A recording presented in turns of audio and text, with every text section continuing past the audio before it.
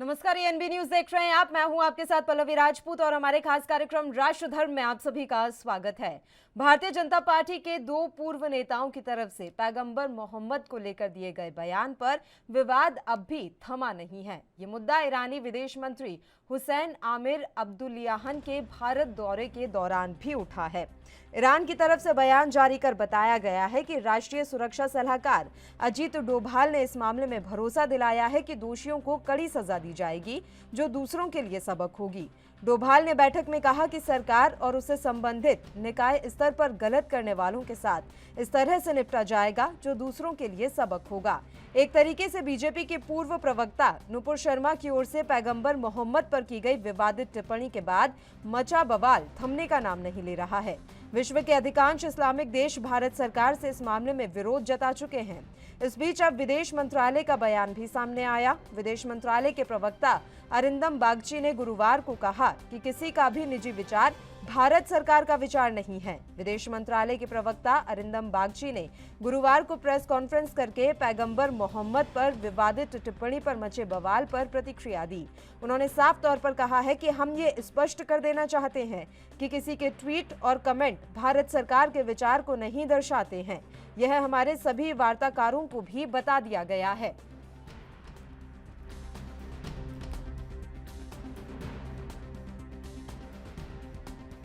Look, on the issue of the Prophet, in the controversy over those offensive remarks, I think, look, let me just emphasize what we've been saying. And I think by now you're pretty clear about what we've been saying. Let me just say it for the record.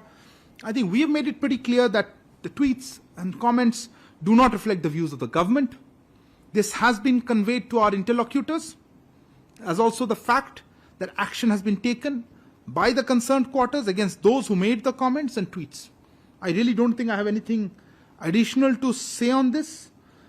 You mentioned about outreach, Sudhi. Let me just say, look, our ambassadors regularly brief their interlocutors on issues and concerns of the day. They are also in regular touch with headquarters. In fact, this is the job. So I'm not sure anything further I have to say on that.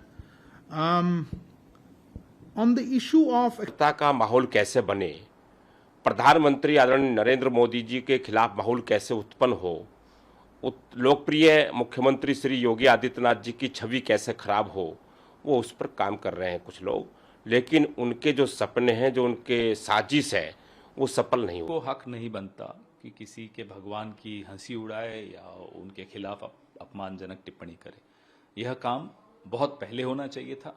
पूरे विश्व में जब हमारी जगहसाई हो रही है उसके बाद कर रहे हैं, इस बात का अफसोस है। तो भारतीय जनता पार्टी के दो पूर्व नेताओं की तरफ से पैगंबर मोहम्मद को लेकर दिए गए बयान पर विवाद अभी भी थमा नहीं है। ये मुद्दा ईरानी विदेश मंत्री हुसैन आमिर के भारत दौरे के दौरान उठा है। ईरान की तरफ से बयान जारी कर बताया गया है कि राष्ट्रीय सुरक्षा सलाहकार अजीत डोभाल ने इस मामले में भरोसा दिलाया है कि दोषियों को कड़ी सजा दी जाएगी, जो दूसरों के लिए सबक होगी।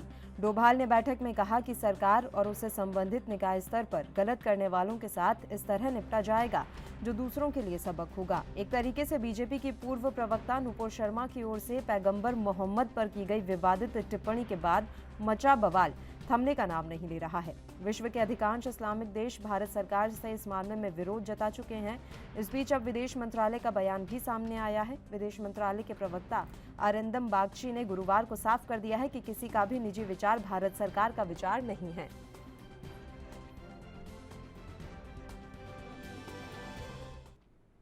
और चलिए इस मसले पर हम चर्चा की शुरुआत कर लेते हैं। तीन मेहमान इस समय हमारे साथ जुड़े हुए हैं। मेहमानों से आपका परिचय करवा देते हैं। विवेक श्रीवास्तव जी हमारे साथ जुड़े हुए हैं, भारतीय जनता पार्टी के नेता हैं। रत्नाकर सिंह जी कांग्रेस पार्टी के प्रवक्ता इस समय हमारे साथ चर्चा में शामिल हो गए हैं। और retired group captain VN Jha ji भी इस समय हमारे साथ चर्चा में शामिल हैं। रक्षा विशेषज्ञ के तौर पर हम उनसे प्रतिक्रिया लेंगे। तीनों ही मेहमानों का स्वागत है एएनबी न्यूज पर। झा सर, मैं शुरुआत आप ही के साथ करना चाहूंगी। जो इस्लामिक कंट्रीज हैं अब वो इकट्ठी होती हुई नजर आ रही हैं भारत के खिलाफ। पैगंबर मोहम्मद पर जो विवादित टिप्पणी दी गई, उस मसले ने इतना ज्यादा तूल पकड़ लिया है कि अब ये मानना ऐसा लग रहा है कि वाकई में कोई अभियान चलाया जा रहा है, या तो भारत विरोधी अभियान अब शुरू हो गया है कि किसी भी तरीके से भारत का विरोध करना और भारत को नीचा दिखाना है। पल्लवी जी, अपने चैनल पे बुलाने के लिए बहुत बहुत धन्यवाद जी सर। और जहां तक आपका सवाल है, इस सवाल के लिए तो बिल्कुल उत्तर साफ साफ है जी। आपने कभी भी ये OIC जो है, ऑर्गेनाइजेशंस ऑफ इस्लामिक कंट्रीज, इनका कभी भी रिस्पांस देख लीजिए। किसी भी इस्लामिक मामले में ये हमेशा ही एक साथ हो जाते हैं, चाहे वो सामने में भारत हो या कल के दिनों में जब फ्रांस में ये सारी चीजें हो रही थी, तो भी याद कीजिए आप, मलेशिया के महाथिर मोहम्मद ने कहा था कि हम फ्रांस के जो राष्ट्रपति हैं उनका हम ये कर देंगे, उनका हम हत्या कर देंगे। तो ये सारी चीजें अभी के इतिहास में जो है, ये जो अभी का जो इस्लाम है, इनटॉलरेंट इस्लाम, इसके इतिहास में भरा पड़ा है। और कभी भी आप ये चीज एक्सपेक्ट नहीं कीजिए कि कोई भी एंटी इस्लामिक मूवमेंट होगी या इस्लामिक मूवमेंट होगी, उसमें इस्लामिक कंट्रीज आपका साथ देंगे। ये पहले भी नहीं हुआ था, आज भी नहीं हुआ है। चाहे वो कश्मीर का मामला हो, टेररिज्म का मामला हो, अभी मोहम्मद जिनको वो अपना पैगंबर बुलाते हैं उनका मामला हो, तो इन हर चीजों में, और आज के पहले भी, अभी हिजाब का मामला चल रहा था, अभी और कोई मामला चल रहा था, इसमें जब भी इस्लामिक कंट्री से वक्तव्य आए हुए हैं, वो इस्लामियों के पक्ष में ही हैं। और कभी भी भारतीय सरकार, जो अभी मोदी सरकार चल रही है, तो बीजेपी सरकार के हक में वो कभी भी खड़े नहीं होंगे, कभी भी वक्तव्य नहीं देंगे। और आज के दिन में अंतरराष्ट्रीय मंच पर जो भी एक तरह का जो ओपिनियन बन रहा है, उस ओपिनियन में सारे कंट्री यही एक चीज दिखाने की कोशिश कर रहे हैं कि मोदी सरकार जो है वो हिंदू सरकार है और वहां के जितने भी अल्पसंख्यक हैं उनके खिलाफ है। और इसमें दोष सिर्फ उन्हीं का नहीं है, इसमें बहुत सारे संकेत हमारे अपने अंदर के जो हमारे एंटी नेशनल्स हैं या विरोधी हैं, इनसे भी आती है। और ये जो हमारे विरोधी हैं, चाहे वो मोदी जी के प्रतिपक्षी हों, चाहे वो विरोधी हों, वो ये भी सोचते हैं कि कब वो कौन सा ऐसा बयान देते हैं जिसके चलते कि देश की क्षति होती है। अभी देखिए, अभी जब से ये नूपुर शर्मा का मामला आया हुआ है, शुरू के 4-5 दिनों में नूपुर शर्मा ने जो भी कहा था, वो किसी न किसी किताब में उस संदर्भ से लिया था और कहा था।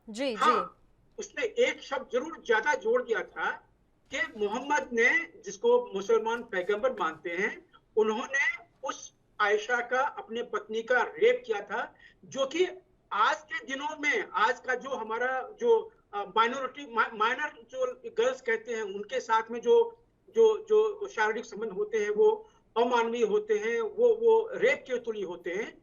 आज के दिनों में उसको आप रेप कर सकते हैं, लेकिन उन दिनों में जबकि मोहम्मद की उनसे शादी हुई थी, तो उनको रेप कहना ये यथार्थ नहीं था।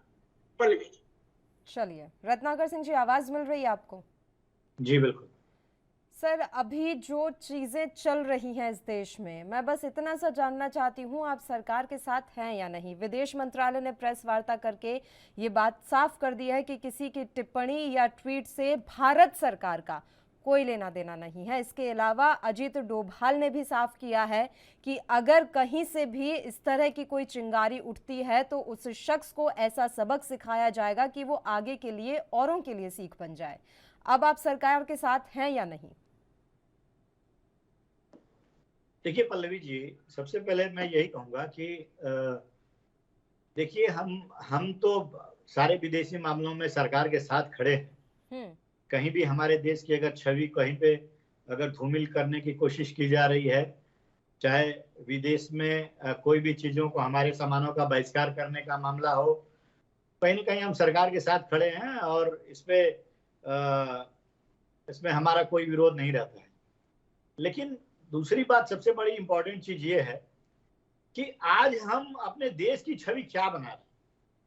मोदी सरकार जो है, जिस तरह से आए दिन घटनाएं होती जा रही हैं पूरे देश में, अब देख लीजिए, पिछले अप्रैल महीने में ही 8 राज्यों में सांप्रदायिक हिंसा हुआ है और इसी तरह से सांप्रदायिक हिंसा पूरे देश में चल रहा है जी। और इस तरह से हिंसाएं हो रही है, चाहे खरगोन की हिंसा हो जाए, चाहे जहांगीरपुरी की हिंसा हो जाए, तो इससे देश की छवि जो है कहीं ना कहीं, आजकल सोशल मीडिया का जमाना है और चीजें बहुत तेजी से फैल जाती हैं और हर आदमी अपने पॉइंट ऑफ व्यू से चीजों को रखता है। तो कहीं ना कहीं अरब कंट्रीज है या मुस्लिम देश है, उनको ये लगता है कि कहीं ना कहीं मुसलमानों के ऊपर अत्याचार हो रहा है, जिस तरीके से चीजों को रखा जा रहा है। लेकिन मैं ये कहना चाहूंगा, जबकि सच्चाई वैसी नहीं है जैसा कि दिखाया जा रहा है बाहर में अरब कंट्रीज या जो जितना रिएक्शन दिया जा रहा है, वैसी परिस्थिति है नहीं।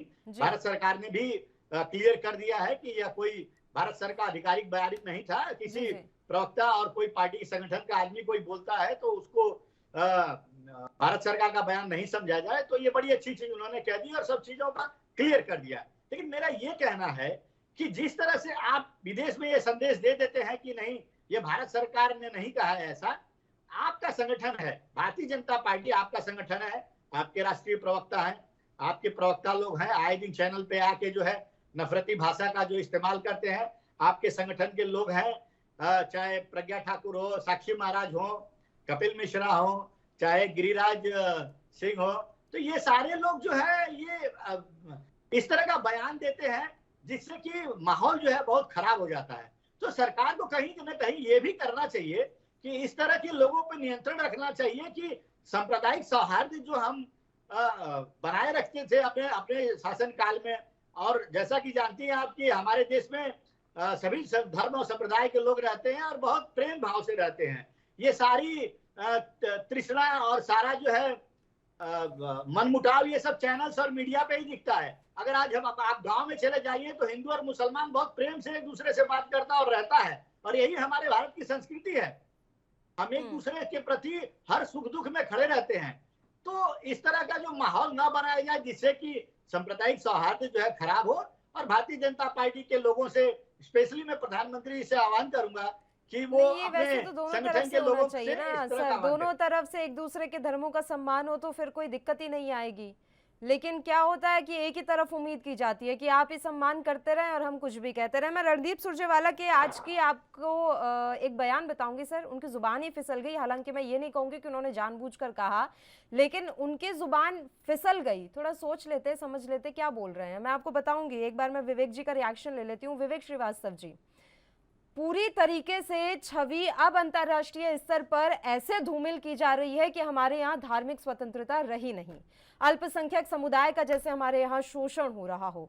ये किसकी वजह से हुआ? इसका जिम्मेदार कौन है? भारत माता का अगर सर झुक रहा है तो वो क्यों झुक रहा है?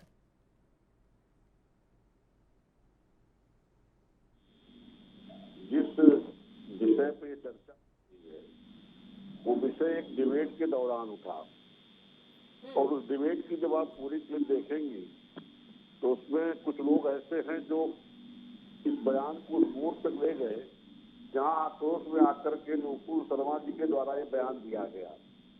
हालांकि आगे चल के उन्होंने इस बयान के लिए माफी भी मांग ली और पार्टी ने उसका निष्कासन भी कर दिया।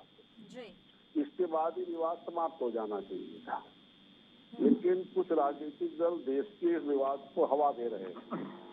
उनको इसे हवा देने में अपने वोट बैंक की चिंता दिखाई दे रही है। और ऐसे तमाम इस्लामिक देश जिनके यहाँ खुद का अल्पसंख्यकों के बारे में ट्रैक रिकॉर्ड खराब है, वो इस पे टिप्पणियां कर रहे हैं। जो स्वयं इस्लामिक कंट्री है, जिनके यहाँ डेमोक्रेसी का नामो निशान नहीं है, उनको भी इस पे कहने का मौका मिला। जबकि भारत में संविधान का शासन है, नुपुर जी के ऊपर पार्टी ने भी कार्रवाई की, कानूनन भी उनके ऊपर कार्रवाइयां हो रही हैं। आगे इसकी विवेचना के बाद जो होगा अदालत रास्ता बनाएगी, जो होगा।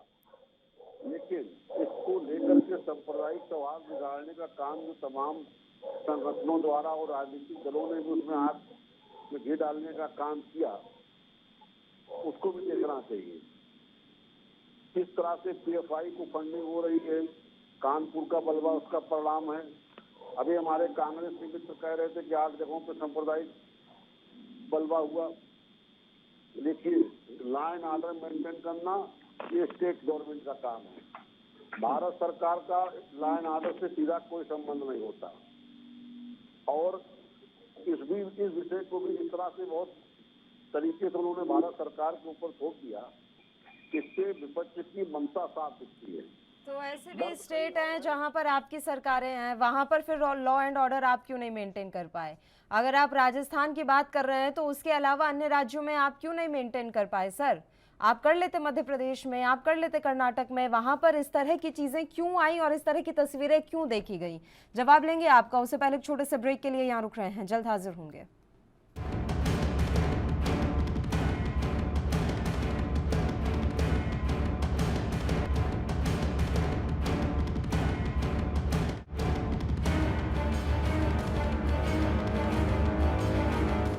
ब्रेक के बाद एक बार फिर से आप सभी का स्वागत है। विवेक जी, आप ही का रुख करूंगी। बताइए सर, जिन राज्यों में आपकी सरकारें थी वहां पर आप कानून व्यवस्था क्यों नहीं सुधार पाए? वहां कौन सा बड़ा अभी प्यार मोहब्बत चल रहा है? मध्य प्रदेश में तो रह रहकर चिंगारी सुलग रही है। इलेक्शन है इस वजह से या कोई और कारण है? कर्नाटक में रह रहकर अलग अलग मुद्दे उठाए जाते हैं जो सीधे सीधे हिंदू मुसलमान कर देते हैं स्थितियों को। क्यों हो रहा है ये? किस एजेंडे के तहत काम किया जा रहा है देश भर में? देखिए पल्लवी जी, कर्नाटक में जो सबसे पहले हिजाब का मुद्दा उठा, एक विद्यालय प्रशासन को ये अधिकार है वो अपने अनुशासन मेंटेन करे। अगर वो एक ड्रेस कोड लागू करता तो उसको सबको पालन करना चाहिए। कुछ लोग उसको हिजाब विवाद बना करके उसको विवाद का रूप दिए, जिसे हाई कोर्ट तक गया। दोनों पक्षों को हाई कोर्ट के फैसले की प्रतीक्षा करनी चाहिए थी, लेकिन इसके बावजूद भी वहाँ पे लोगों ने पारस्परिक सौहार्द बिगाड़ने की कोशिश की। कानपुर में जिस दिन महामहिम राष्ट्रपति और प्रधानमंत्री जी का दौरा था, सब लोग जानते हैं कि कानपुर देहात में महामहिम का गांव था, वहाँ गांव में कार्यक्रम था। जब इतना वीआईपी दौरा होता है तो पूरे जिले की तो छोड़ दीजिए, अगल बगल के जिलों तक की, मंडल तक की फोर्स वहाँ बुलाई जाती है जी। एक्टिव वीआईपी मूवमेंट के दौरान, सबको मालूम था। जी। प्रशासन को इंटेलिजेंस के माध्यम से पता भी था कि ये लोग इस तरह ऐसा कार्य करेंगे, लेकिन उनको बातचीत के जरिए इस डेट को आगे एक्सटेंड करने के लिए बात हुई थी। उसके बावजूद उस वादे को तोड़ते उन लोगों ने उसी दिन इस तरह के हरकतों को अंजाम दिया और पत्थरबाजी, पेट्रोल बम, तमाम तरह की घटनाओं को अंजाम दिया। यानी कि आपको प्रशासन ही फेल हो गया कि समय रहते आप ये सारी चीजें सुधार पाते? प्रशासन फेल नहीं हुआ, प्रशासन के इंटेलिजेंस। अच्छा, वादा तोड़ दिया उन्होंने? कौन सी लॉजिक वाली बातें कर रहे हैं सर कि उन्होंने वादा तोड़ दिया इसलिए ये सारी चीजें हो गई?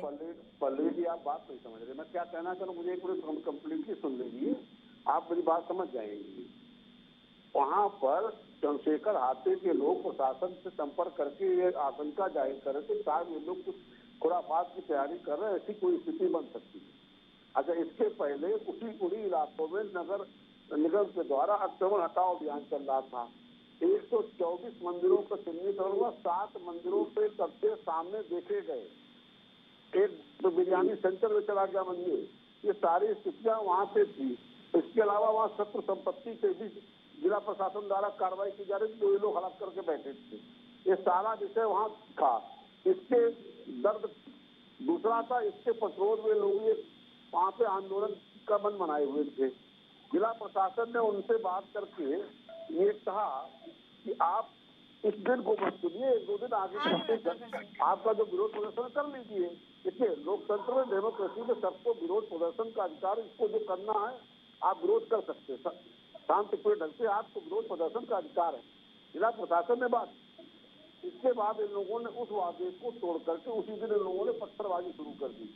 पत्थरबाजी लोकतंत्र में ये इसकी परमिशन नहीं है, उसमें प्रशासन कार्रवाई कर रहा है। आप कानून तोड़ेंगे। एक कानपुर का मसला लेकर बैठे हैं सर आप। फेहरिस्त है इन 2 महीनों में कहां कहां किस किस तरीके से दंगे मचाए गए, हिंदू मुसलमान किया गया, एक लंबी फेहरिस्त है। एक अकेला मैटर कानपुर का नहीं है जो आप बोल रहे हैं। और मसला ये है ही नहीं, मसला तो ये है कि ये नफरती बयानबाजी, भड़काऊ भाषण आखिर क्यों बर्दाश्त किए जा रहे हैं? देखिए पल्लवी जी, ठीक है, मैं दोनों मेहमानों का भी मुझे रुक करना है, फिर मैं लौटूंगी श्रीवास्तव जी आपके पास में आऊंगी। रत्नाकर जी, एक बार मैं झा साहब का रुक कर लेती हूँ। सर, आप अपना जवाब तो दीजिएगा, मेरा सवाल भी सुन लीजिए। क्या ये जो अंतर्राष्ट्रीय स्तर पर एजेंडा चलाया जा रहा है भारत के खिलाफ, इसके पीछे आपको अमेरिका दिखता है? अमेरिका ने एक दिन पहले ही सर रिपोर्ट जारी की थी कि अब भारत में जो है धार्मिक स्वतंत्रता का हनन हो रहा है, और ना जाने उस रिपोर्ट में क्या क्या लिखा गया था। उसके बाद से ये तमाम इस्लामिक कंट्रीज इकट्ठा होने शुरू हो गए और एक एजेंडा शुरू हो गया। बिल्कुल बिल्कुल सही, ठीक कहा आपने पल्लवी जी। देखिए, अमेरिका में जो एक एंटी इंडिया लॉबी, एक एंटी हिंदुत्व लॉबी ये चल रहा है, वो तो वहां पे है ही।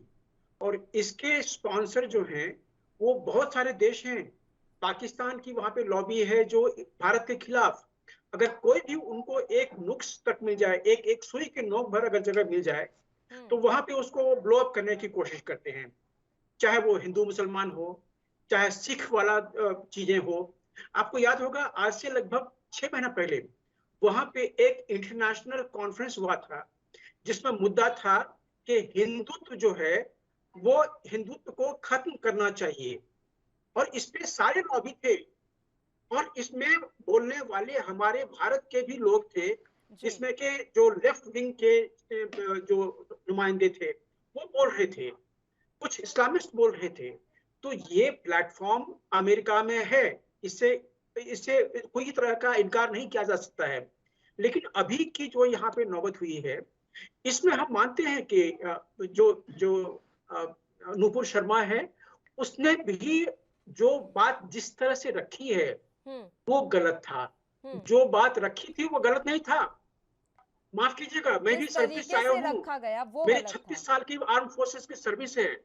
लेकिन जहां पे ह्यूमन राइट की आप बात करते हैं, जहां पे फ्रीडम ऑफ स्पीच की बात करते हैं, तो जहां पे जिस जिस विषय पे चर्चा हो रही थी जी उसमें नुपुर शर्मा ने जो भी चीजें रखी थी, थोड़ा सा उसमें ऑफकोर्स ओवर टोन था कि वो रिएक्ट कर रही थी, क्योंकि लोग वहां पे शिव को, शिवलिंग को एकदम किसी भी तरह से उसको नकारा दिखा रहे थे, वहां रिएक्ट की है। लेकिन जिस तरह से बाद में सारे जो रिस्पॉन्स शुरू हुए, सबों ने एक ऑर्गेनाइज तरीके से नुपुर शर्मा को घेरना शुरू किया, ये जायज नहीं था। क्योंकि इस तरह की भड़काऊ चीजें हर प्लेटफॉर्म से आ रही है। चाहे आज के पहले आप किसान मंच से देख लीजिए, अभी हाल में तो जो मैं कर्नाटक एक से एक आए हुए चीज हैं। समझना चाह रही हूँ सर। देखिए, नुपुर शर्मा के बारे में आप बात कर रहे हैं, इस बात से कहीं किसी हद तक मैं भी सहमत हूँ। तो जो पार्टी की तरफ से उन पर कार्रवाई की गई, वो कार्रवाई आपको सही लगती है? और क्योंकि कांग्रेसी नेताओं का ये कहना है कि कार्रवाई तो पार्टी ने की ना, सरकार ने उन पर क्या कार्रवाई की? अभी लोगों को ये भी जानना है कि सरकार ऐसे मसलों पर क्या कर रही है। तो मैं ये चीज जरूर कहूंगा कि जो पार्टी ने कार्रवाई की है, पार्टी कौन है? पार्टी ही तो सरकार में है। तो चाहे पार्टी ने कहा हुआ है कि जो नुपुर शर्मा का बयान था वो आधिकारिक बयान नहीं है, तो वो सरकार का बयान हो गया। देखिए, मैं नरेंद्र मोदी के सरकार के साथ नहीं हूं। उन्होंने जिस तरह से एक अपनी लीड की हड्डी एकदम बिल्कुल मोड़ ली है ओआईसी के स्टेटमेंट के सवाल में, हम इसके साथ नहीं हैं। हमें बहुत ग्लानि है कि किस तरह से मोदी सरकार ने ओआईसी के सामने में अपना सिर झुका दिया है। बिल्कुल गलत है। इसमें एक लॉ कमीशन के थ्रू एक जांच होनी चाहिए थी कि जो भी चीज नूपुर शर्मा ने कहा, क्या ये इसमें कोई तथ्य है या नहीं है। अभी तक इतने सारे एफआईआर दर्ज हो गए हैं, क्या किसी ने भी ये जानने की कोशिश की है कि नूपुर शर्मा ने जो कहा है क्या वो तथ्य है या तथ्य से परे है? किसी ने कोशिश की है? नहीं। हम सबों को इस चीज का खेद है कि हिंदू को ही इस देश में प्रताड़ित क्यों किया जाता है। आज के पहले आपने वीएचपी के और कुछ जो जो भारतीय जनता पार्टी के लोग हैं उसको आपने कत्लेआम कर दिया है, क्योंकि उसने मोहम्मद के खिलाफ में कुछ बोल दिया था। आज जब शिवलिंग के खिलाफ में यहाँ पे सब लोग इस तरह से बेझिझक बोल रहे हैं, क्या किसी की यहाँ पे मौत हुई, किसी को मारने की धमकी तक दी गई है? नहीं। तो जब यहाँ पे इतना सहिष्णु है, हिंदू जो यहाँ पे हैं इतने सहिष्णु हैं, तो फिर इस तरह की बात, एक तरफा बात क्यों हो रही है? तो इसीलिए हम मोदी सरकार से थोड़े से सहमत नहीं रखते हैं, जिस तरह से उन्होंने अपना सिर झुका दिया है मैं इस्लामिक एक चीज कंट्रीज और के इसमें साथ में। ऐड करना चाहूंगी सर। आज कराची में हिंदू मंदिर में तोड़फोड़ हुई है। वहां पर जो हिंदू देवी देवताओं की मूर्तियां रखी गई थी उनको पूरी तरीके से क्षतिग्रस्त कर दिया है। ऐसी घटनाओं पे कोई कुछ क्यों नहीं बोलता? अगर किसी मुस्लिम समुदाय के, मैं बिल्कुल अग्री नहीं कर रही हूं कि आप किसी की भी धार्मिक भावनाओं को ठेस पहुंचाएं, लेकिन अगर उस समुदाय विशेष की धार्मिक भावनाओं को लेकर आप कुछ कह देते हैं तो उसका इतना बवंडर मच जाता है कि सरकार को भी झुकना पड़ता है इस्लामिक कंट्रीज के आगे। उसके बाद हमें हर मंच पर जाकर सफाई पेश करनी पड़ती है। लेकिन अगर पाकिस्तान में या किसी और देश में हिंदू देवी देवताओं की मूर्ति को क्षतिग्रस्त किया जाए या फिर मंदिर तोड़े जाएं, तब किसी की आवाज क्यों नहीं निकलती? मैं आपको जवाब लूंगी, उससे पहले मैं एक बार रत्नाकर जी का रुख कर लेती हूँ। रत्नाकर जी, रणदीप सुरजेवाला की जुबान फिसली, कह रहे थे सीता माता का चीरहरण, अब क्या किया जाए? ऐसे भी क्या ही उनको जल्दबाजी थी बोलने की कि कुछ भी बोल दिया उन्होंने। अब इस तरह के बयानों पर फिर बवाल नहीं मचे तो क्या मचे? नहीं, मैंने रणदीप सुरजेवाला का ट्वीट जो है देखा नहीं और पूरी तरह से ट्वीट उसको नहीं सर, ट्वीट नहीं, वो उदयपुर में थे, वहां अपने कार्यकर्ताओं को संबोधित कर रहे थे राज्यसभा चुनावों के लिए। तो बात करते करते उन्होंने कहा कि बीजेपी लोकतंत्र का चीरहरण बिल्कुल वैसे ही करती है जैसे पुराने जमाने में माता सीता का चीरहरण हुआ। कब हुआ माता सीता का चीरहरण? उसके बारे में मुझे बहुत जानकारी नहीं है। मैं पल्लवी जी उसके बारे में स्टेटमेंट दे सकता हूँ, क्योंकि सारी चीजों को मैं बिना स्टडी किए हुए उस पर स्टेटमेंट अपना देना मैं वाजिब नहीं समझता हूँ। मैं रही बात प्रश्न जो है श्रीवास्तव जी इन्होंने कानपुर दंगे के जिक्र किया था, उस पर मैं अपनी राय रख सकता हूँ। देखिए, पीएफआई की बात कर रहे थे जी, मैं इनको बताना चाहता हूँ कानपुर हिंसा में जो है पीएफआई का जो हाथ पाया गया है, जो जांच हुई है उसमें 2 लोगों का हाथ पाया गया। एक तो पीएफआई का हाथ पाया गया है, दूसरा भारतीय जनता पार्टी के एक नेता का हाथ पाया गया है जो सोशल मीडिया पे भड़काऊ बयान जो है, भड़काऊ पोस्ट उन्होंने किया था। तो कहीं ना कहीं ये जो कह रहे हैं कि जिस तरह से इस तरह की घटनाओं को जो है दूसरे के ऊपर थोपने का काम कर रहे हैं, जरा ये बता सकते हैं क्या कि भारतीय जनता पार्टी का जो आप ही के दल का नेता है और वो इस तरह से भड़काऊ पोस्ट क्यों कर रहा है? और दूसरी बात रही पीएफआई की, पीएफआई जो है एक ऐसी संस्था है जो देश भर में कहीं पे भी अगर हिंसा होती है तो उसका कहीं न कहीं किसी रूप से प्रत्यक्ष या परोक्ष रूप से हाथ होता है। जी जी। बहुत सारी एजेंसियों ने उसका खुलासा किया है और बहुत सारे फॉरेन फंडिंग्स का सबूत भी मिले हैं। लेकिन जब कांग्रेस पार्टी पीएफआई के बारे में पूछती है सदन में भारतीय जनता पार्टी से, तो भारतीय जनता पार्टी एक सिरे से नकार देती है कि हमारा पीएफआई का कोई भी पुख्ता सबूत हमको हाथ नहीं लगा है। चलिए, पीएफआई पर जो ये आपकी बात है सर मैं पूरी सुनूंगी, यहीं से हम एक बार फिर से बात शुरू करेंगे। एक छोटे से ब्रेक के लिए बस यहाँ पर रुक रहे हैं, जल्द हाजिर होंगे।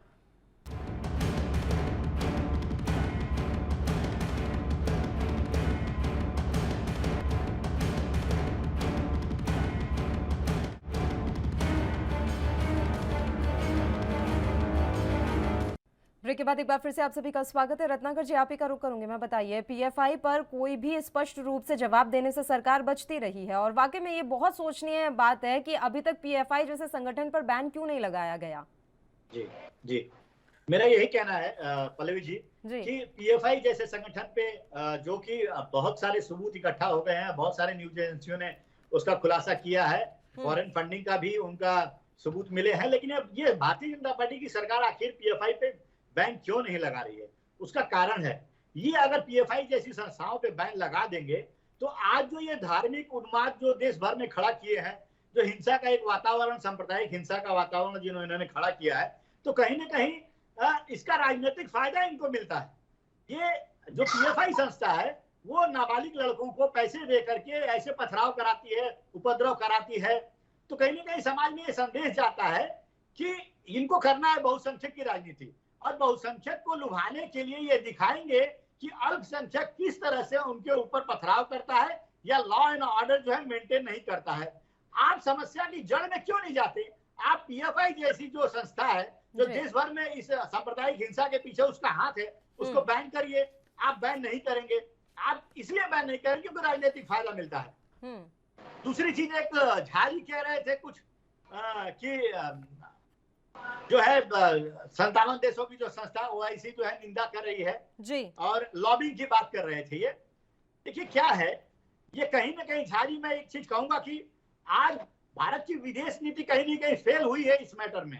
अगर कोई भी लॉबिंग करता है तो ये भारत के विदेश मंत्रालय का काम है कि वो इस तरह की बातों को कहीं ना कहीं ज्यादा फैलने से पहले से ही वो क्लैरिफिकेशन दे देना चाहिए।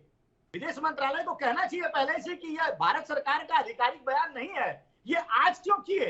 ये तो डे वन में ही क्लियर कर देना चाहिए, ताकि जो भी 57 देशों का जो संगठन है OIC, वो निंदा नहीं करता है। कतर जो अरब देश है वो हमसे माफी मांगने के लिए नहीं कहते। तो जब पूरे विदेश में जो किरकिरी हो रही है हमारी, तो ये कहीं ना कहीं जो है विदेश नीति का ये कमी है, ये विदेश नीति में फेल है ये लोग। और लॉबिंग है, भारत सरकार क्यों नहीं वो जो एंटी हिंदू है या एंटी इंडियन है उनको, उनकी लॉबिंग को नेस्तनाबूद क्यों नहीं किया?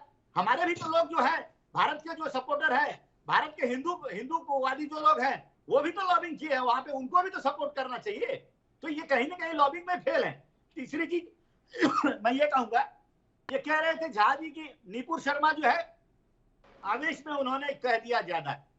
अगर उन्होंने आवेश में कहा है, आपने कहा जिस प्रकार, मैं उसको एक शब्द में बोला आवेश आप शब्द यूज नहीं किए, लेकिन नुपुर शर्मा को कहीं ना कहीं आप डिफेंड कर रहे थे। मैं झा जी को बोलूंगा कि अगर आप इस तरह से हिंसा फैलाने वाले लोगों का अगर आप सपोर्ट करेंगे और सिंपैथी रखेंगे कहीं ना कहीं, तो देश में क्या संदेश जाएगा? आप कल को तो कालीचरण को भी कह देंगे कि उसने जो कहा महात्मा गांधी के बारे में वो कहीं ना कहीं सही है। आप अगर RSS की किताब उठाकर देखेंगे तो उसमें तो महात्मा गांधी को बहुत सारी कमियां दिखाई गई है। किसी के ईश्वर, आप क्या कंपैरिजन कर रहे हैं सर? पैगंबर मोहम्मद और महात्मा गांधी का कंपैरिजन कर रहे हैं क्या?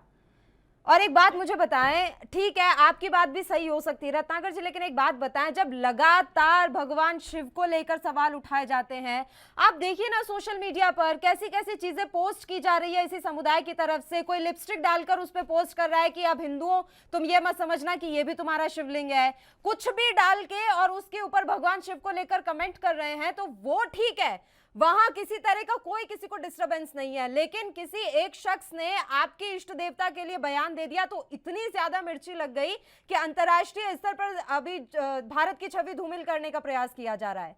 सिर्फ एक ही पक्ष से क्यों उम्मीद की जाती है कि आप सहिष्णु रहिए, आप शांत रहिए, आप मत बोलिए, आपको अपने भगवानों के बारे में सुनने के लिए मादा रखना होगा? क्यों? आप देखिए सोशल मीडिया भरा पड़ा है इस समय वजू खाना और शिवलिंग को लेकर, और मजाक उड़ा रहे हैं शिवलिंग का। जी जी जी, देखिए पल्लवी जी, मैं एक जागरूक नागरिक के तरफ से मैंने एक ट्वीट किया था। 2 मिनट का वक्त दें बस। हाँ, जागरूक नागरिक की तरफ से मैंने एक ट्वीट किया था, और मैंने उन तमाम चीजों को निकाला जो दूसरे समुदाय के लोग, भगवान शंकर का मैं खुद अनन्य भक्त हूँ और काशी से मैं बिलोंग करता हूँ, और मैंने 14 साल तब किया है भगवान शंकर का अपनी जठराग्नि से। अगर कोई भी भगवान शंकर को इस तरह से अगर अपमानित करने का काम करेगा तो निश्चित रूप से मैं बोलूंगा, और मैंने बोला भी है, और उसका असर भी मैंने देखा है कि सोशल मीडिया पे जो लोग मेरे से जुड़े थे उन लोगों ने उनको पोस्ट करना बंद कर दिया। तो कहीं ना कहीं हम खुद से इनिशिएटिव लें। हम क्यों किसी गलत आदमी को, नुपुर शर्मा हो, चाहे साक्षी महाराज हो, चाहे प्रज्ञा ठाकुर हो, हम क्यों इनको सही ठहराएं? अगर ये नफरती भाषा बोलते हैं, अगर गिरिराज कहते हैं कि जाओ पाकिस्तान में चले जाओ, तो ये इस तरह की भाषा है जो गांधी को कोई गाली देता है। तो ये सारे लोगों को देखना है, किसी के धर्म का अपमान नहीं करना है। हमारा धर्म ये हमें कभी नहीं सिखाता कि हम अपने धर्म का तो सम्मान करें लेकिन दूसरे का धर्म का अपमान करें, ये कभी नहीं हमारा धर्म सिखाता है। हमारा धर्म ये सिखाता है कि हम सबके धर्म का समान रूप से सम्मान करें। तभी उनका धर्म भी तो सिखाए ना उन्हें, उनका धर्म भी तो सिखाए ना उन्हें, ये उनका धर्म उन्हें क्यों नहीं सिखा रहा है सर कि आप भी सामने वाले के धर्म का सम्मान कर लो? थोड़ा बहुत, ज्यादा नहीं हो पाएगा, चलिए उम्मीद वैसे है नहीं, थोड़ा बहुत ही कर लें। झा साहब कुछ कहना चाह रहे हैं? मैं आपके एक जी, मैं 2 चीजें कहना चाहता हूं। एक तो अभी पहले रत्नाकर जी ने कहा था, आपने बड़ा सही क्वेश्चन कहा था कि वाला ने ऐसा क्यों कहा, और वो आपको कह रहे थे कि मैं इससे वाकिफ नहीं हूँ। आप ऐसा बिल्कुल एक्सेप्ट ना करें। अगर वो कांग्रेस के प्रवक्ता होके यहाँ पे चैनल पे बात कर रहे हैं तो इस तरह की चीजें बिल्कुल मानी नहीं है। कांग्रेस के प्रवक्ता ने क्या कहा है? रणदीप सुरजेवाला नेशनल प्रवक्ता है, जी जी, क्या कहा उन्होंने? उनको पूरा ज्ञान होना चाहिए जी। इस तरह की जो दूसरी जो बात है ये यहाँ पे नहीं होनी चाहिए। दूसरी, अब बार बार पूछ रहे हैं कि जब शिव का जब अनादर हो रहा था तो सारी दुनिया क्यों चुप थी? दुनिया को छोड़िए, हमारे यहाँ ही सब लोग क्यों चुप थे? कांग्रेस तो बिल्कुल चुप थी, बिल्कुल चुप थी। आप देखिए उन्होंने क्या लिखा है। एक बार भी इन्होंने आवाज नहीं उठाई है। किसी भी कांग्रेस नेता ने आवाज नहीं उठाई है। देखिए, हम भी हिंदू हैं, लेकिन हम वो आतंकवादी नहीं है। कोई भी हिंदू आतंकवादी नहीं हो सकता, क्योंकि हमारे धर्म में ही शांति और दूसरों की सद्भावना वो निहित है। अगर ऐसा नहीं होता तो आज के दिन भारत में जो हमारा जो बंटवारा हुआ है पाकिस्तान, उसके बाद एक भी मुसलमान नहीं रह सकता यहाँ पे, अगर हम में वो चीज नहीं होती तो। वेरी फैक्ट ये आजादी बाद जो 9.8% मुसलमान थे, वो आज लगभग 17% हैं। आज के दिन में लगभग 17% हैं। ये यही दिखाता है कि हिंदू काफी सहिष्णु हैं। हम लोग बहुत कुछ सब कुछ सहते हैं, हमारे ऊपर में वो कुछ कहते हैं, हम कुछ नहीं बोलते हैं उनको, लेकिन अगर उनके ऊपर में कभी भी ऐसा कुछ ने बोल दिया तो आपके घर चला देंगे। आप याद कीजिए, आप पिछले साल की बात, जबकि बैंगलोर में यहाँ पे उन्होंने कांग्रेस के ही नेता के घर चला दिए थे। क्यों? क्योंकि उन्होंने या उनके लड़के ने कहा, किसी ने जब मुसलमान ने कृष्ण के ऊपर में लांछन लगाई थी तो उन्होंने उत्तर में जवाब दिया, लेकिन हमारे कांग्रेस पार्टी ने क्या किया? क्या एक भी शब्द कहे अपने उनके बचाव में? नहीं। तो ये चीज हमारी आदत बन गई है। हम कुछ बोले तो वो फतवा निकालते हैं कि उनका सिर काट देंगे, और उन्होंने काटा भी है सिर यहाँ पे, और सब लोग हम लोग चुप रहे हैं। लेकिन अगर हिंदू कुछ कहते हैं तो उसमें बवाल मच जाता है, और सिर्फ भारत में नहीं, अंतरराष्ट्रीय मंच पे बवाल मच जाता है। और ये कोई नई चीज नहीं है नुपुर जी। एक मैगजीन है जिसका नाम है द काउंटर व्यूज, प्रतिमत। उसने एक आर्टिकल आज से लगभग 1.5 साल पहले निकाली थी, Islamic hate, intolerance, bigotry and fascism, जिसमें उन्होंने यही लिखा था कि किस तरह से इस्लाम का जन्म हुआ था। जब मोहम्मद ने इस्लाम को एक रूप दिया था, उन्होंने कहा था कि मैं प्रॉफिट हूं, और उन्होंने अपना एक इस्लाम बना लिया था। उद्देश्य सिर्फ एक था कि जितने लगभग 35 जनजाति थे अरब के, उनका सर्वनाश करना। उनका सबों का जेनोसाइड हो गया। जो अपने आप कन्वर्ट हो गए इस्लाम में तो हो गए, जिन्होंने कन्वर्ट नहीं किया उनका सबों का जेनोसाइड हो गया। उनकी औरतों का क्या हाल हुआ है इस आर्टिकल में पढ़िए आप। और वो अंत नहीं था, वहां जो कन्वर्ट, फ्ली और डाई था, वही चीज हमको 1990 में यहाँ कश्मीर में देखने को मिला है। रालिब, सलीब या गलिब, यही चीज हमको 2014 में इराक में देखने को मिला है, जहाँ पे यजीदी की वही हाल हुई है। तो ये कोई एक अकेला उदाहरण नहीं है इस्लाम का। इस्लाम का शुरू से ही ये आतंकी रूप रहा है, इसमें कोई दो अर्ज नहीं है। और मुसलमान ये सुनने के लिए आदी हो जाएं, क्योंकि यही वास्तविकता है। और एक हमने शुरू कही थी कि अभी तक भारत सरकार एक फैक्ट फाइंडिंग टीम क्यों नहीं बनाई है, जो कि ये जांच करे कि नुपुर शर्मा ने जो कहा था क्या वो तथ्य में है या तथ्य से परे है। अभी तक इस पे काम क्यों नहीं हो रहा है? कांग्रेस के प्रवक्ता यहाँ आके बैठते हैं, बीजेपी के प्रवक्ता यहाँ आके बैठते हैं, वो एक छोटा सा स्टडी क्यों नहीं करके आते हैं कि नुपुर शर्मा ने जो कहा था वो 100% तथ्य है। सिर्फ कहने का बिल्कुल सामने भी तो आई है ना सर झा साहब, ये भी तो देखिए, जाकिर नाइक ने भी तो ये सारी चीजें बोली थी, और अब तो उनके वीडियो सामने आए हैं। हाँ, जाकिर नाइक ने कहा है, यहाँ पे ही और भी कितने मुसलमान जो अभी हैं वो क्या क्या चीजें बोल रहे हैं। नुपुर शर्मा की गर्दन काटने की बात कर रहे हैं। वो आज से थोड़ी देर पहले एक जो इस्लामिक प्रीचर थे वो आके कहे थे कि अगर हिंदू को हमारा धर्म मंजूर नहीं है तो वो ये देश छोड़ के चले जाएं। जी जी जी जी विवेक जी, ये क्या तरीका है? भारत ही एक ऐसा देश है जहाँ पे कि हिंदू रह सकते हैं।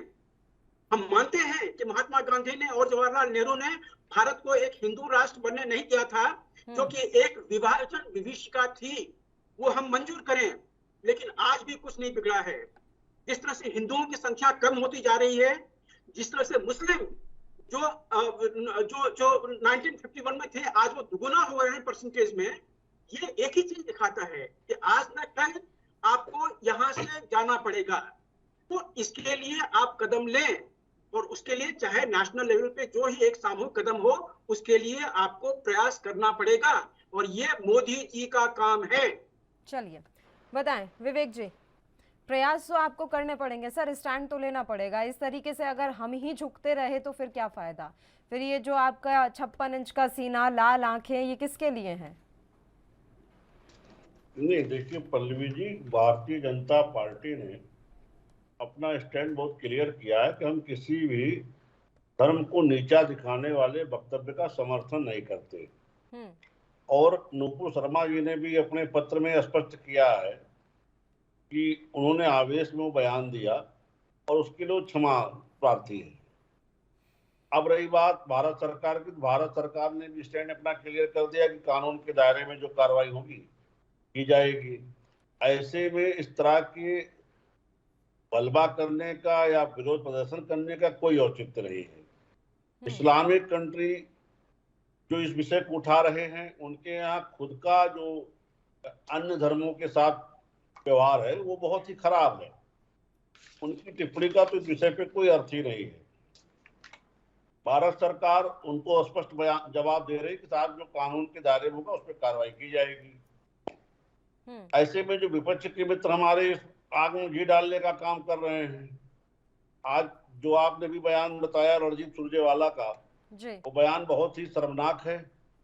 माता सीता की पवित्रता की लोग शपथ लेते हैं और उनके चीरहरण का बयान दे रहे हैं। किस रामायण रामचरितमानस किस ग्रंथ में उन्होंने माता सीता का चीरहरण पढ़ लिया? ये कौन सी रामायण है, कहाँ मिलती है? ये कांग्रेस कार्यालय में मिलती है क्या? ये ऐसी आचरण विपक्ष कर रहा है जिससे बहुसंख्यक समुदाय के घावों पे और घाव दे रहा है।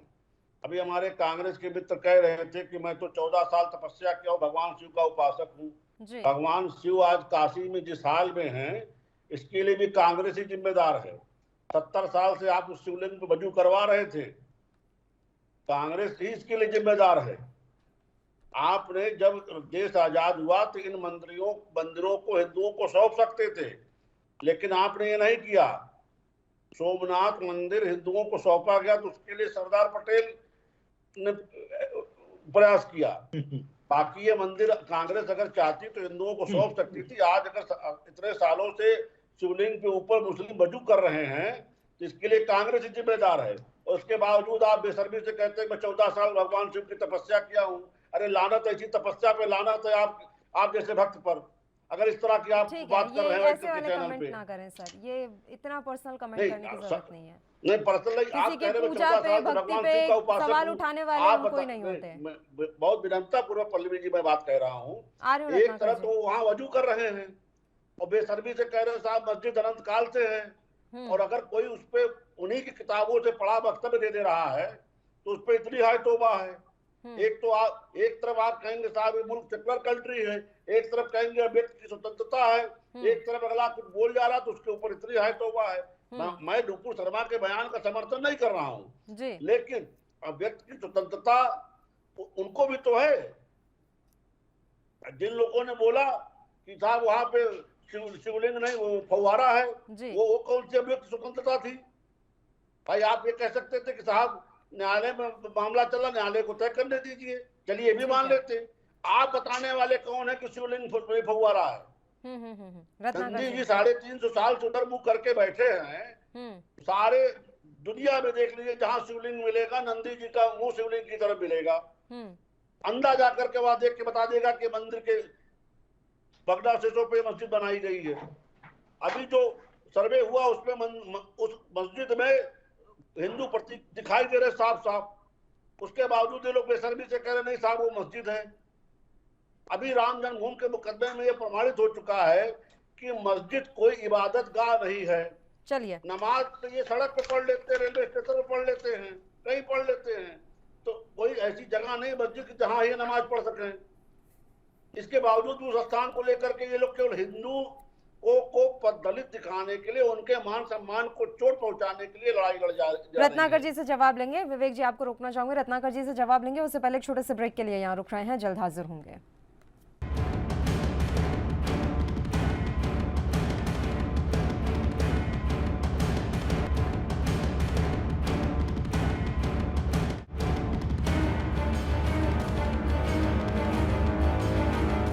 ब्रेक के बाद एक बार फिर से आप सभी का स्वागत है। चर्चा की फिर से शुरुआत कर लेते हैं। रत्नाकर जी, आपका रुख करेंगे, बताइए, आप अपना जवाब रखिए पहले।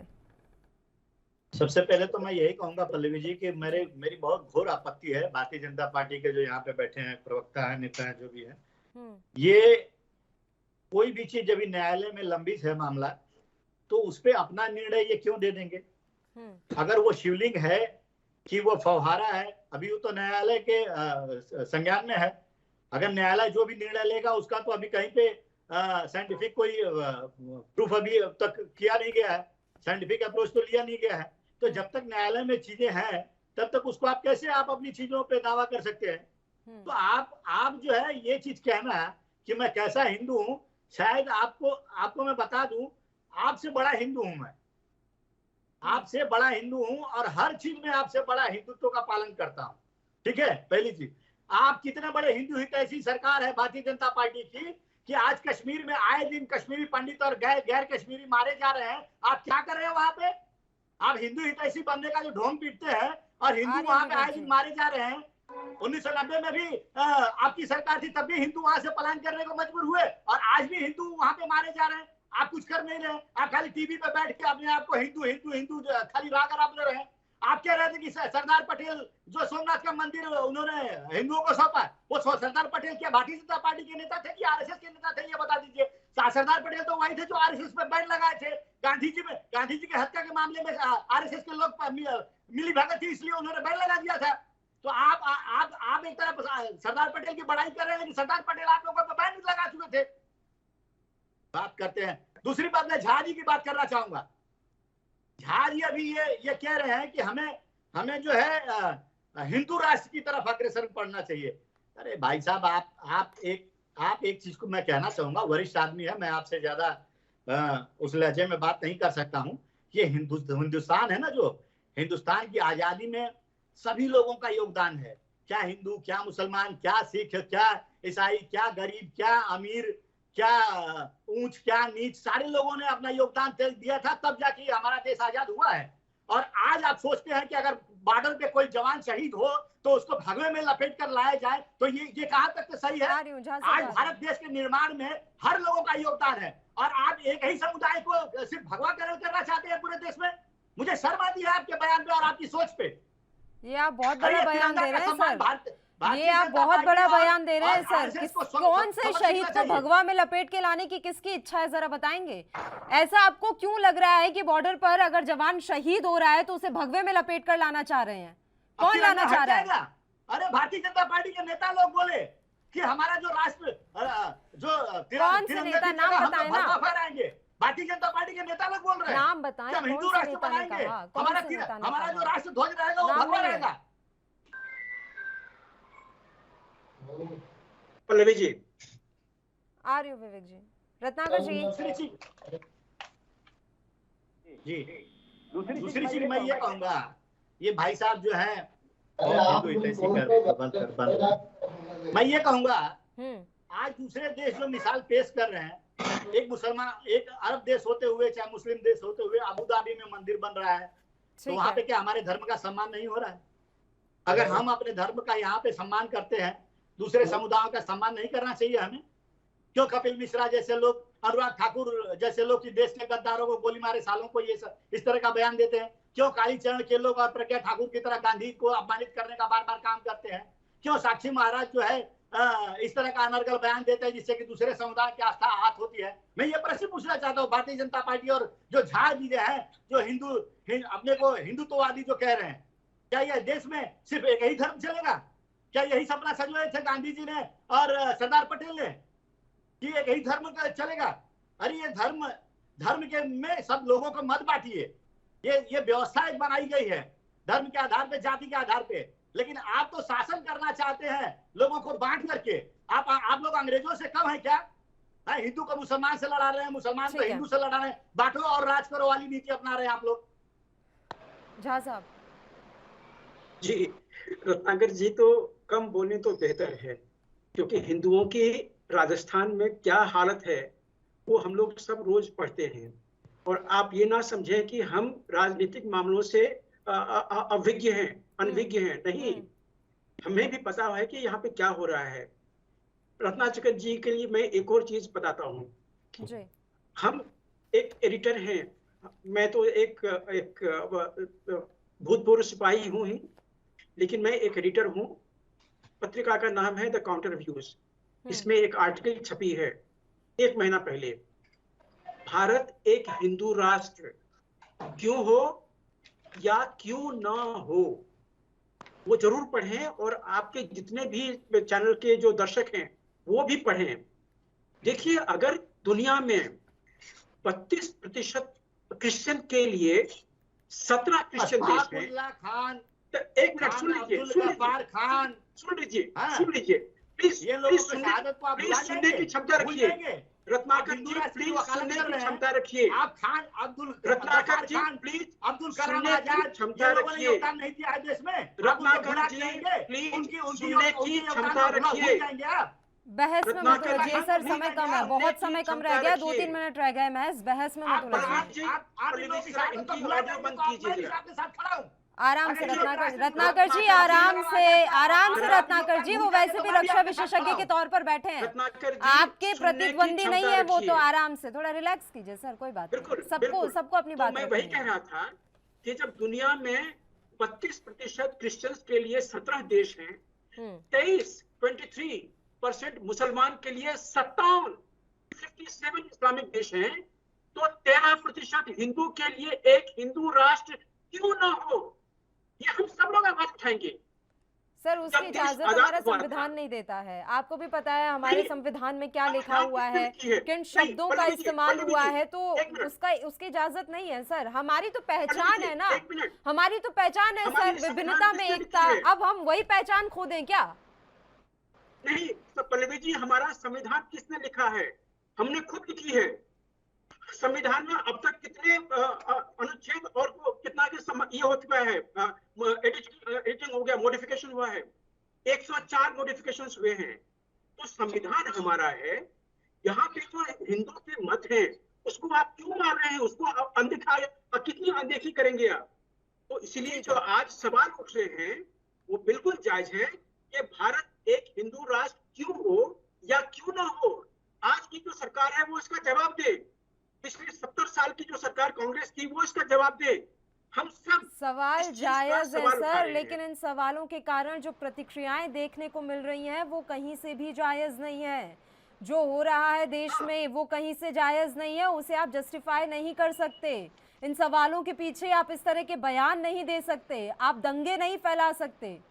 ये सवाल किस तरीके से उठाए जा रहे हैं वो समझ से परे है। विवेक जी, आखिरी कमेंट। जी जी देखिए पल्लवी जी, जी झा जी की जो भावनाएं हैं वही बहुसंख्यक समाज के बहुतायत लोगों की भावनाएं हैं। परंतु तो संख्यक की राजनीति, जब देश आजाद हुआ तो बंटवारे के दौरान एक तरफ पाकिस्तान बना, एक तरफ हिंदुस्तान बना। हमारे जो कांग्रेस के मित्र हैं बड़ी तीखी प्रतिक्रिया दे रहे थे, वो बता रहे थे हम काशी के रहने वाले हैं। यदि काशी के रहने वाले तो इनको ज्यादा पता होना चाहिए कि वहां पे पीछे पड़ गए रत्नाकर जी। काशी में ज्ञान व्यापी मंदिर का नहीं, इनको क्या है, ठीक है, कण कण में भगवान होता है। आप जहाँ पे आंख बंद करिए प्रभु ईश्वर के आप दर्शन कर सकते हैं। आंख बंद करिए और अपनी विवेक जी, माफी चाहूंगी, आपकी बात अभी मैं पूरी सुन नहीं पाऊंगी क्योंकि समय की कमी है। ठीक है, बहस में मत उलझिए सर, समय की वैसे भी कमी है। विवेक जी, माफी चाहूंगी, आपकी बात पूरी नहीं सुन पाऊंगी। शुक्रिया आप तीनों मेहमानों का चर्चा करने के लिए, आप हमारे साथ जुड़े, आपने अपना समय हमें दिया। और इसी के साथ राष्ट्रधर्म में भी फिलहाल के लिए इतना ही। मुझे दीजिए इजाजत। देश और प्रदेश के तमाम ताज़ा खबरों के लिए आप देखते रहिए ANB न्यूज़। नमस्कार।